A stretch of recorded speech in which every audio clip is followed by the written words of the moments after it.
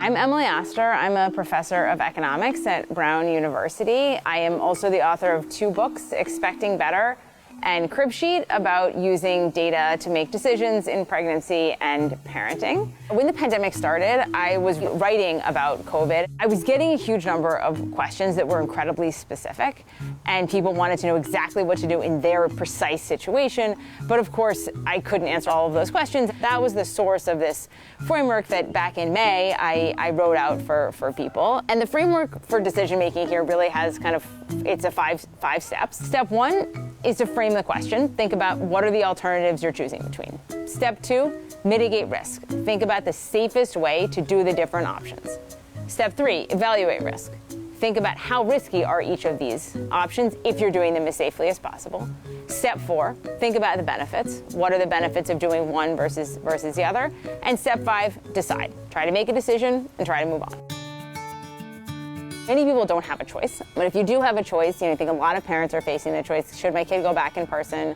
Should they go back remote? In some cases, the choice is, should I pull my kid from the public school system and try to get them into a school that is in person? How important is that? So I think, again, there's kind of a sitting down and thinking about really what are the options that I see as feasible.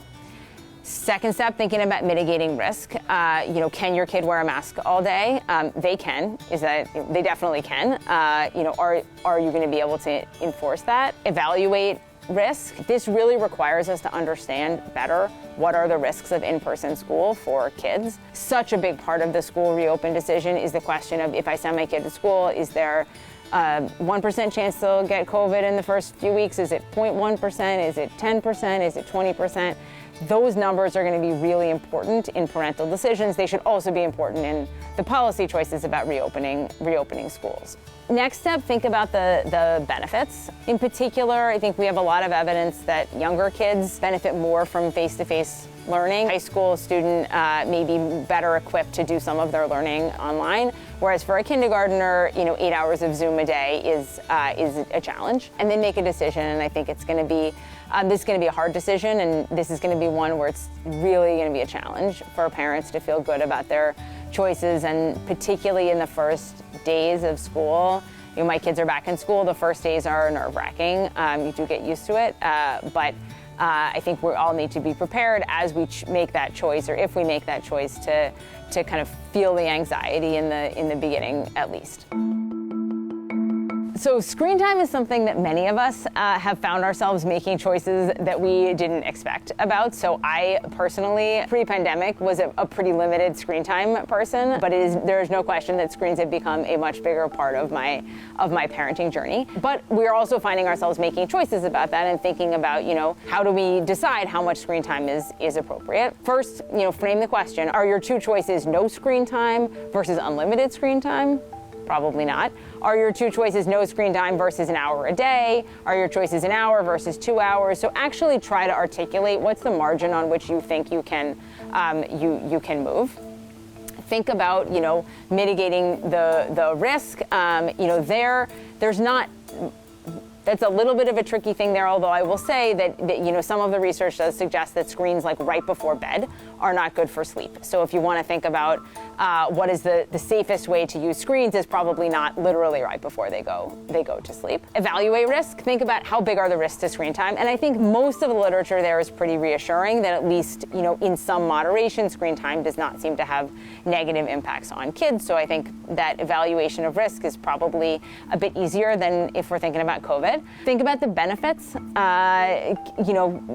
actually there's probably some benefits to your kids of some limited screen time. For a lot of kids, it can be an opportunity to kind of dial down for a little bit, just have a little bit of a rest. And this may be your only opportunity to take a shower or cook dinner peacefully, which I think is an enormous benefit, particularly when we are all stuck in our homes with no interaction.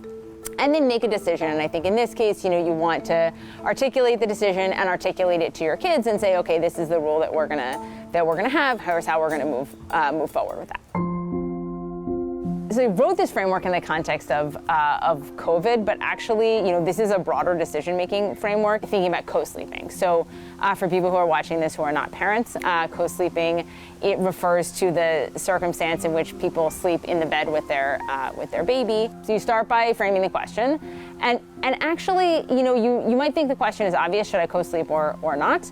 But often the or not here is something people want to articulate. So are you imagining the alternative is the baby's in a crib in your room?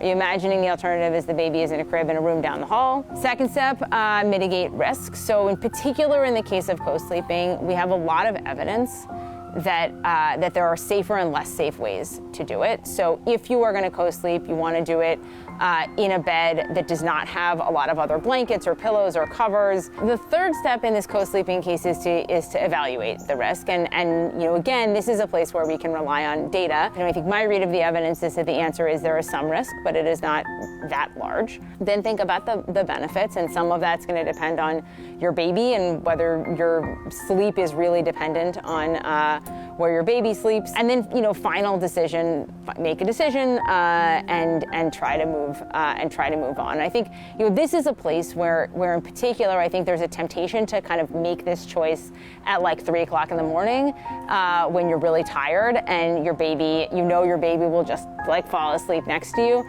And although that's very tempting, this is the kind of thing that is a big enough decision that you probably do want to really sit down and think about it. I think by outlining a framework and saying, okay, why don't you sit down, do these things, make this choice, then we are able to give the decision the space that it needs to be made well, to be made thoughtfully, but not allow it to take over all of our mental space for an extended period of time.